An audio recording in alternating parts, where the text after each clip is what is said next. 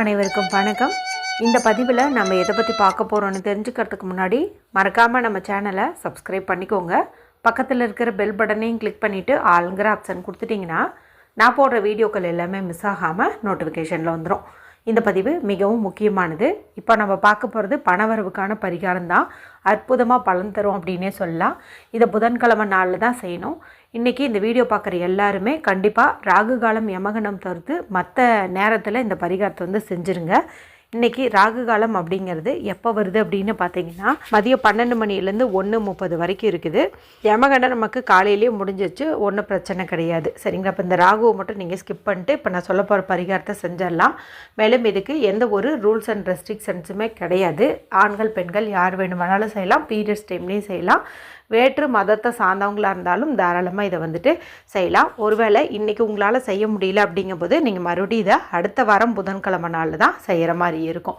சரி, அது என்ன பரிகாரம், அது எப்படி செய்யணும் அப்படின்னு தெரிஞ்சுக்கிறதுக்கு முன்னாடி பிப்ரவரி மாதத்திற்குண்டான அபிஜித் நட்சத்திரம் எந்த நாளில் வருது, எந்த நேரத்தில் வருது, அந்த நாளில் எந்த மாதிரி வழிபாடு செஞ்சால் நம்மளுடைய பண கஷ்டம் தீரும், நினைச்ச காரியம் நிறைவேறும் என்பது குறித்து ஒரு வீடியோ போட்டிருக்கிறேன். அதை பார்த்துட்டு ஒரு சகோதரி கேட்டிருந்தாங்க, மற்ற சேனலில் வேறு டைம் சொல்கிறாங்க, நாங்கள் எதை ஃபாலோ பண்ணுறது அப்படிங்கிற மாதிரி கேட்டிருந்தாங்க. ஏன் டைமிங் வித்தியாசப்படுது என்பது குறித்தும் நம்ம சேனலில் எதன் அடிப்படையில் இந்த டைமை குறித்து கொடுத்துட்ருக்குறேன் என்பது குறித்தும் நேற்று ஒரு விளக்கமான பதிவு போட்டிருந்தேன். அது நீங்கள் பார்த்தீங்க அப்படின்னாவே தெளிவாக தெரிஞ்சுக்கலாம் ஏன் இந்த வேரியேஷன் வருது என்பது குறித்து. அது நீங்கள் தெரிஞ்சு வச்சுக்கோங்க. அப்போ தான் இனி சந்தேகம் இல்லாமல் கரெக்டாக உங்களால் ஃபாலோ பண்ண முடியும். சரிங்களா? 2 வீடியோனுடைய லிங்க்குமே எண்டு ஸ்க்ரீனில் கொடுக்குறேன். பார்க்காதவங்க பார்த்து தெரிஞ்சு வச்சுக்கோங்க. சரி, இப்போ இந்த பதிவுக்கான பரிகாரத்துக்குள்ளே போகலாம். இது பார்த்திங்கன்னா பணம் நம்ம நிறைய சம்பாதிப்பதற்கான ஒரு யோகத்தை கொடுக்கும். அதே போல் கண்டிப்பாக காலையில் எழுந்ததுலேருந்து நைட்டு தூங்குற வரைக்கும் நமக்கு தேவையான பொருள் வாங்கணுன்னா நம்ம கொஞ்சம் செலவு பண்ணி தான் ஆகணும். ஏன்னா காசு கொடுத்து தான் வாங்குற மாதிரி இருக்கும். அப்போ நம்மக்கிட்டேருந்து காசு போகுதே அப்படிங்கிற மாதிரி ஒரு எண்ணம் வரும். அப்படி போகிற காசும் நம்மளை நோக்கி திரும்ப 2 மடங்கு வேகமாக வரும். காசு அதிகமாக வரும். அந்த மாதிரி ஒரு பரிகாரம் தான் இது. மேலும் வீண் விரைய செலவுகளை இது குறைக்கும். மருத்துவ செலவுகள், பணம் திருடு போகிறது, இது மாதிரிலாம் நேராமல் பார்த்துக்கும் அப்படின்னு சொல்லலாம். சரி, இதுக்கு தேவையான பொருள் என்ன அப்படின்னு பார்த்தீங்கன்னா நல்லதாக ஒரு வெற்றிலை எடுத்துக்கோங்க. நல்லா ஃப்ரெஷ்ஷான வெற்றிலை எடுத்துக்கோங்க. கடையில் வாங்கிட்டிங்கனாலும் சரி, இல்லை உங்கள் வீட்டு கொடியில் பறிச்சுக்கிட்டிங்கனாலும் சரி, நல்ல காம்பெல்லாம் நல்லா ஃப்ரெஷ்ஷாக இருக்கிற மாதிரி பார்த்துக்கோங்க. இது நல்லா தண்ணீரில் கழுவி கொஞ்ச நேரம் உலர விட்டுருங்க. நிழலில் உலர வைங்க. அடுத்தது ஒரே ஒரு சொட்டு நெய். அந்த நெய் எடுத்து உங்களுடைய மோதிர விரலால் தொடுங்க.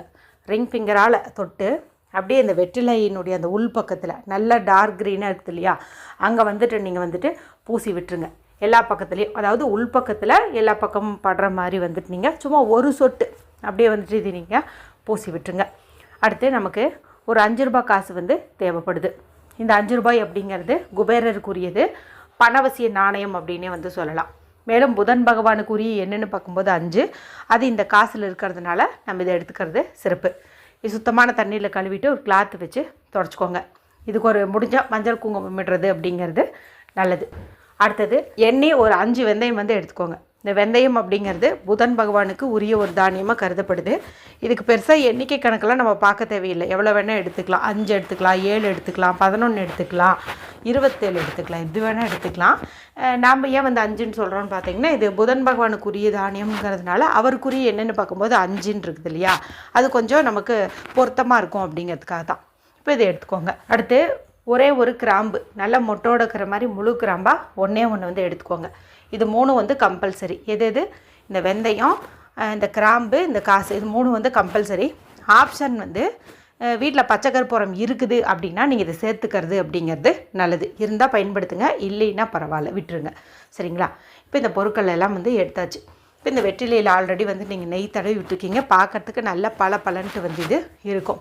இப்போ இந்த வெற்றிலைக்கு நடுவில் இந்த 5 ரூபாய் காசு வைங்க. அதுக்கு மேலே இந்த வெந்தயத்தை வைங்க, கிராம்பு வைங்க, பச்சைக்கற்பூரம் இருந்தால் பச்சைக்கற்பூரத்தை வைங்க. இப்போது இது எல்லாமே பார்த்திங்கன்னா நீங்கள் ஹாலில் உட்காந்துட்டும் இப்போ பூஜை அறையில் உட்காந்துட்டும் செய்யலாம். ஆனால் வடக்கு திசை பார்த்த மாதிரி உட்காந்துக்கணும். நார்த்து ஃபேஸிங் பார்த்த மாதிரி உட்காந்துட்டு செய்யணும். இப்போது நீங்கள் எடுத்து வச்ச பொருளை அப்படியே உங்கள் பக்கத்தில் முன்னாடி வந்து இருக்கட்டும். இப்போ முதுகு தண்டை ஸ்ட்ரைட்டாக வச்சுக்கோங்க. நல்லா டீப் ப்ரீத் எடுத்துக்கோங்க. 2 உள்ளங்கை நல்லா பரபரன்னு தேய்ச்சி அந்த சூட்டாக உச்சந்தலையிலே கண்கள்லேயே ஒத்தி எடுத்துக்கோங்க. அதன் பிறகு நான் சொல்லக்கூடிய இந்த ஒரு பவர்ஃபுல்லான சுவிட்ச் வேர்டு வந்துட்டு நீங்கள் சொல்லுங்கள். அது என்ன அப்படின்னு பார்த்தீங்கன்னா பிளித்தோரா பிளித்தோரா பிளித்தோரா. இதை வந்துட்டு சொல்லுங்கள். தமிழில் சொல்லணும் அப்படின்னு பார்த்தீங்கன்னா மிகுதியாகட்டும் மிகுதியாகட்டும் மிகுதியாகட்டும் அப்படின்னு வந்து அர்த்தம். சரிங்களா? பிளித்தோரன்னு நீங்கள் சொல்லுங்கள். மீனிங் வந்து தெரிஞ்சு வச்சுக்கோங்க மிகுதியாகட்டும் அப்படின்ட்டு. சரிங்களா? எத்தனை முறை சொல்லணும் அப்படின்னு பார்த்தீங்கன்னா எண்ணிக்கை கணக்கெல்லாம் கிடையாது. எவ்வளவு முறை வேண்டுமானாலும் சொல்லலாம். இதுவுமே இந்த பிளித்தோராவோட 520ங்கிற ஏஞ்சல் நம்பரை சேர்த்து சொல்கிறது இன்னும் உங்களுக்கு அதிகப்படியான பலனை வந்து கொடுக்கும். பிளித்தோரா 520, பிளித்தோரா 520, பிளித்தோரா 520 இந்த மாதிரி சொல்கிறது ரொம்ப அட்ராக்ஷனாக இருக்கும். அந்த மாதிரி வந்துட்டு நீங்கள் சொல்லுங்கள். இப்போ நீங்கள் சொன்ன எல்லாத்தையுமே பார்த்திங்கன்னா இந்த வெந்தயம் வந்து உட்கிரகிச்சு வச்சுக்கோம். சொல்லி முடிச்ச கையோட இதை வந்து அப்படியே மடிச்சுக்கோங்க. இந்த பொருட்கள் கீழே விழுகாத மாதிரி மடிச்சுட்டு ஏதாவது ஒரு நூல் போட்டு கட்டிக்கோங்க. கட்டிட்டு உங்களுடைய இடது உள்ள கையில் இதை வச்சுட்டு வலது கை கொண்டு முடிக்கிட்டு மீண்டும் ஒரு முறை அந்த பிளித்தோரா 520 அப்படிங்கிறத சொல்லுங்கள். சொல்லி முடிச்சுட்டு கண்களை மூடி உங்களை தேடி நிறைய பணம் வருது. இந்த பிரபஞ்சம் உங்களுக்கு நிறைய பணத்தை கொடுக்குது. அந்த பணத்தை நீங்கள் உங்களுக்கு பிடிச்ச மாதிரி வந்துட்டு செலவு பண்ணுறீங்க, பிடிச்ச மாதிரி சேவிங்ஸ் பண்ணுறீங்க. பண கஷ்டமே உங்களுக்கு இல்லை. நீங்கள் 4 பேர்த்துக்கு கொடுத்து உதவுறீங்க. இந்த மாதிரிலாம் வந்துட்டு இமேஜினேஷன் பண்ணுங்கள். அதன் பிறகு இது நீங்கள் எடுத்துகிட்டு போயிட்டு உங்களுடைய பர்ஸில் அல்லது பீரோவில் பணம் வைக்கக்கூடிய இடத்துல வந்து வச்சுருங்க. இது பார்த்திங்கன்னா ஒரு 15 நாட்கள் வரைக்கும் அப்படியே வந்து வச்சுக்கோங்க. இந்த வெற்றிலை பார்த்திங்கன்னா காஞ்சாலும் அதனுடைய அந்த சக்தி வந்து குறையாது. ஒரு சில செடிகள் பார்த்திங்கன்னா காஞ்சு போச்சுன்னா எதிர்மறை சக்திகளை வந்து அட்ராக்ட் பண்ண ஆரம்பிச்சிடும். ஆனால் வெற்றிலை இன்னும் சில மூலிகைகள் இதெல்லாம் பார்த்திங்கன்னா அந்த மாதிரி பண்ணாது. அதனுடைய இயல்பு தன்மையிலே வந்து இருக்கும். அதனால் காஞ்சிடுச்சுன்னு சொல்லிட்டு நீங்கள் அவாய்ட் பண்ண வேணாம். அதை அப்படியே வச்சுருங்க. 15 நாளுமே வந்துட்டு வச்சுருங்க. அதுவும் கூட பச்சை கற்பூரம் இது வச்சுருந்தீங்கன்னு வச்சுக்கோங்களேன், அது கரையிற வரைக்குமே கூட நீங்கள் வச்சுக்கலாம். சரிங்களா? அந்த மாதிரி வந்து வச்சுருங்க. 15 நாட்கள் கழித்து எந்த நாளில் வேணாலும் உங்களுக்கு எப்போ டைம் இருக்குதோ அந்த சமயத்தில் இந்த வெந்தயத்தை நீங்கள் பறவைகளுக்கு தானமாக வந்துட்டு போட்டுருங்க. இந்த கிராம்பு அது கூடவே இந்த வெற்றிலை இதெல்லாம் வந்து பிச்சு சாம்பிராணி தூபம் போடுவீங்க இல்லையா? நீங்கள் வெள்ளிக்கிழமை காட்டினாலும் சரி அல்லது செவ்வாய்க்கிழமை சாம்பிராணி காட்டினாலும் சரி அதில் வந்துட்டு போட்டுருங்க. மறக்காமல் இந்த கிராம்பையும் சேர்த்து போடுங்க. இந்த வெற்றிலையும் வந்துட்டு சின்ன சின்னதாக கட் பண்ணியாவது போடுங்க. ஏன்னா இது நல்லா பார்த்திங்கன்னா உலர்ந்து போயிருக்கும். அதனால் நல்லாவே வந்துட்டு நம்ம சேர்த்துக்கலாம். இன்னும் தவறு கிடையாது. மேடம், இந்த வெற்றிலை வந்து இந்த தூபத்தில் நம்ம போட்டு காட்டும்போது நல்ல ஒரு தெய்வீகத்தன்மை வீட்டில் நிரம்பி இருக்கும், நிலச்சி இருக்கும் அப்படின்னு வந்து சொல்லுவாங்க.